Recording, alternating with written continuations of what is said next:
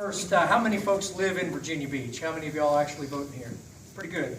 Now, between Gary and me, with the exception of one precinct by Chicks Beach, Virginia Beach is split in half, east and west. And we're actually, I think, in 14 right here, John Cosgrove. So this little bit, everything on the south side of Princess Anne Road, save one precinct, leans towards Chesapeake. So you won't see a Democrat on the ballot there.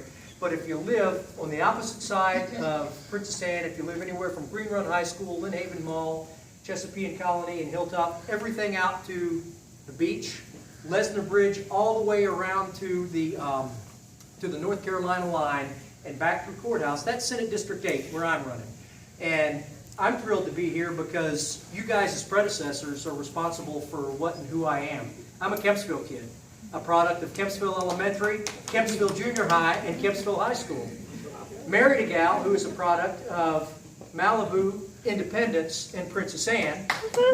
We met waiting tables in Pungo at a restaurant called Blue Pete's. And I joined the Air Force, no kidding, or at least I struck up a conversation with an Air Force officer recruiter simply to impress her and get by her Navy dad. Okay, that's my way to get into the room.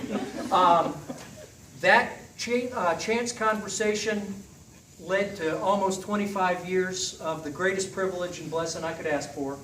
Kempsville kid got to fly F-16s, the coolest little machine ever created by the hand of humans.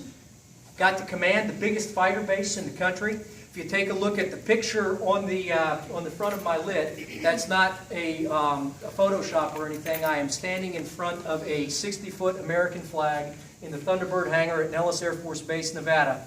Given up command, that is my final salute as the commander of the biggest fighter base in the country.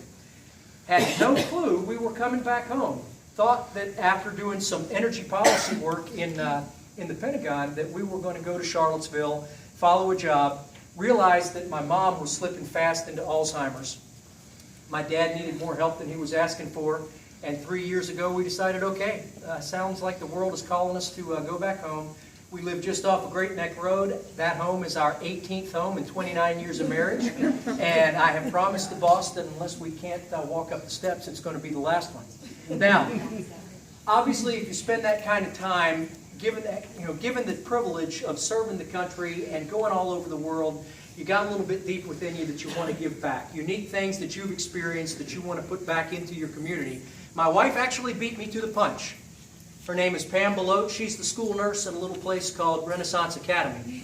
So every single day, she invests herself in probably the most at-risk junior high and high school population in Virginia Beach. And she knew that was her place when she started doing a short sub-job there shortly after we had moved back home. The thing that really brings me to education, the thing that makes me so proud to have VBEA and Virginia Education Association's endorsement, is every single day when we look at our oldest son, our 27-year-old, if you flip the lit piece, he's the one in the plaid shirt. Drew has autism. Only because we had the good fortune of being stationed at the Pentagon while he was in high school did he have access to a really phenomenal special ed program that gave him life skills, it gave him job skills, it took him out into the community and practiced those job skills, and today, because of what he got from a Virginia public education, he works at Oceana. He's in their dining facility, he busses tables, he cleans up kitchen gear. Most importantly, he had a chance to learn to contribute and be part of our society and our economy, and that's what public education is all about. If we don't do the stuff, if we don't make the investments that allow our kids to reach their full potential, then we've totally lost sight of everything. And don't listen to people who sit there and just keep saying, oh, well, we've got to prioritize, you know it's been tough. No. What we have to do is say, let's design the future that we want. Gary has been a business leader. He knows strategic thinking. I was educated as a strategist in the Air Force and also given an MBA so I could figure out the two different styles of strategic thinking. I wrote the air strategy for something called the Battle of Fallujah that you may have heard of from Baghdad. And guess what? One side of our equation is trying to say, let's put this much money in the pot and see what buys us. And that is completely backwards. What you do is you say, what is our desired end state? What does the future look like? How do we put money, more than 30% of what's required for school capital improvement plans, which is about what we're putting in here? Guess what? I commanded a 70-year-old fighter base. Once you're behind on building maintenance, you are behind forever. And what would it cost you $1 to fix today cost you 5, 10, or 20 down in the future? Well, we've got to restore that fund. We've got to say, this is the future that we need. Here's how we get there. Here's the budget. And we have the adult conversation about how do we resource that. We have got to do it. Otherwise, we are condemning our kids to a substandard future. And every day when I look at my son, I know that that can't be. For him, it was special ed. For a lot of kids, it's going to be early childhood education. Both Susan and Gary have spoken to the value of that early childhood education.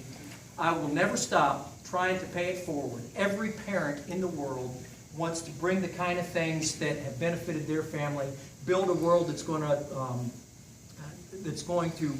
work for that family.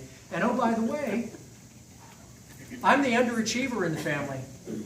My sister is a teacher at Greenbrier Middle, and she was the 2013 State Teacher of the Year.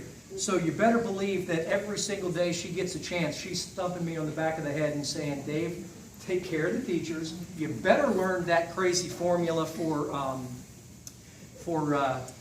making the per pupil payments, and you've got to make that move up. So, thank you guys very much. It is my absolute pleasure and honor to have gotten your endorsement, and if you guys can help a Kempsville kid reinvest everything he learned about public service in his hometown, we're going to flip the Virginia Senate, and we're going to have a bright future together. Thank you very much.